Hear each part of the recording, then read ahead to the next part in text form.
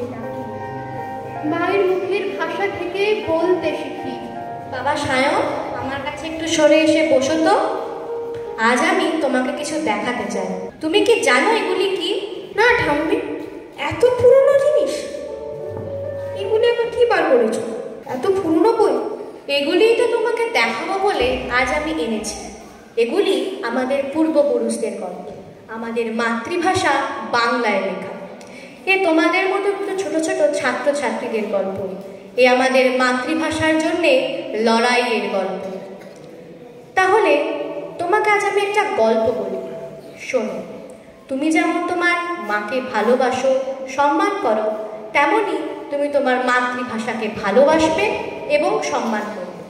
আজ থেকে অনেক বছর আগে 1952 সালের 21শে ফেব্রুয়ারি বাংলা ভাষা আন্দোলনের রক্তে রাঙা একটি ঐতিহাসিক দিন। এই দিনের সঙ্গে জড়িয়ে রয়েছে আমাদের পড়শি দেশ, অর্থাৎ তোমরা যেটাকে এখন বাংলাদেশ বলো, সেখানকার স্বপ্ন।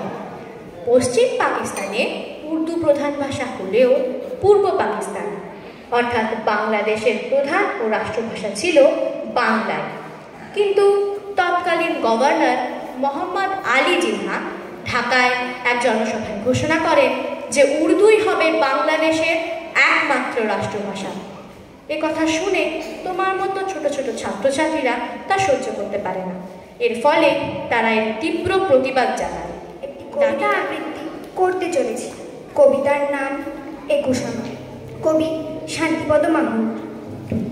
21 আমার স্মৃতি ব্যথা, মায়ের চোখের জল। 21 আমার সব অহংকার, আমার বুকের বল। ভোলা শক্ত ভাইয়ের রক্ত, সে কি ভোলা যায়? আজ সুখে মায়ের চোখে বানটা কেড়ে হায়। রফিক জব্বার বাংলা ভাষা অমর শহীদ বীর। আবার এলাম ফিরে এই 21-এর ভোরে। তোমরা আছো তো ভালো, ভালো আছো সব। সেই তো খোলার রোদ, মিটে গেল ছাত্রাবাস। আরো দূরে ওই সেই রমনার প্রান্তর। মনে আছে, মনে আছে সব। মনে আছে হৃৎপিণ্ডের সবগুলো পেশির ঝংকারে একটি মধুর গান।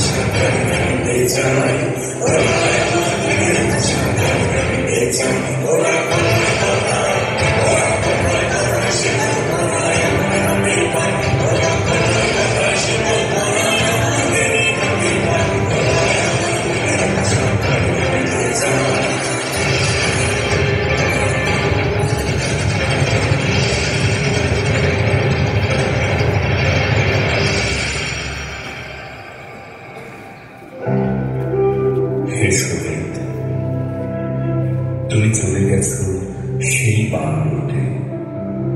না, কি বলেছে? তুমি তো বেঁচে আছো আমার মাঝে।